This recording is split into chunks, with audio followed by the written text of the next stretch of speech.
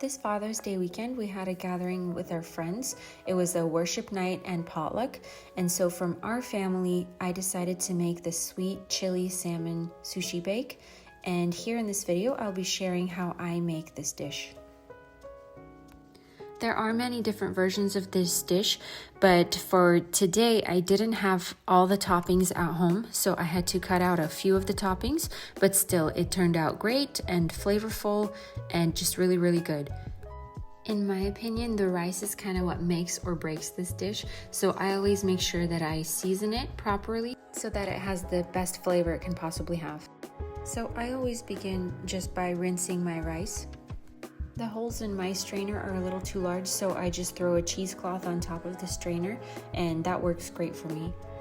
Next, I add water into my rice, and then the rice vinegar, which I actually realized that I ran out of rice vinegar, so I will be using apple cider vinegar as a substitute, and it actually turned out okay.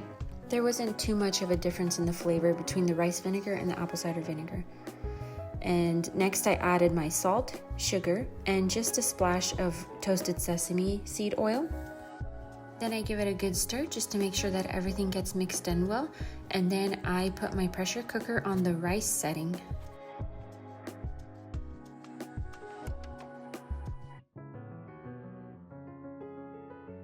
While that's going, I'm prepping my salmon. I am cutting it into small cubes, and I will be marinating it for a short time while the rice is cooking.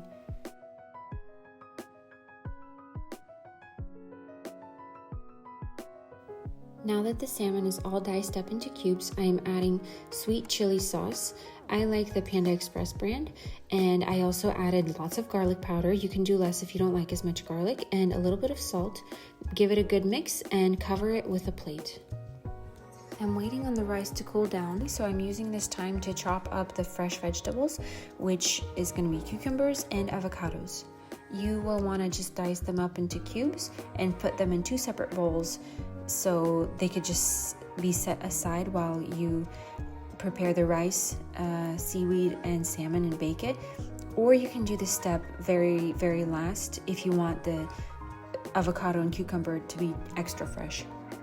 So typically you will see this dish with a single layer of rice and a single layer of seaweed, but I do 2 layers just because I have a big family, and on this particular day I am serving it to a large crowd, so I like to do a double layer. So I'll do a layer of rice, a layer of seaweed, another layer of rice, another layer of seaweed.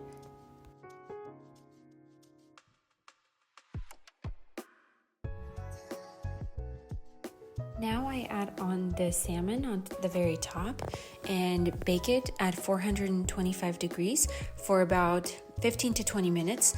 And then the last 5 minutes, you will want to just hit broil so that it kind of just toasts it on the top and it gives it that pretty color. Once it's baked and cools off for just a little bit, you add on your fresh cucumbers and your avocado and just make sure everything is laid out evenly. Usually I also love to add crispy onions on top and fresh green onions, but today I just didn't have those ingredients at home, so I just had to go with the cucumber and the avocados, but that still turned out great. Next, I use this Japanese multi-purpose seasoning that I get from Trader Joe's. It is salt-free, so I do like to add a lot of it just to give it that pretty look. And last, you just add on your favorite sushi sauces, such as yum yum sauce, sushi sauce, spicy mayo, whatever other sauces you like, and it gives it that pretty look and it gives it that delicious flavor. And this is how the finished product looks. It's very filling and it's very fresh and tastes just like sushi. Thank you so much for watching this video. I hope you will enjoy this recipe, and please don't forget to subscribe.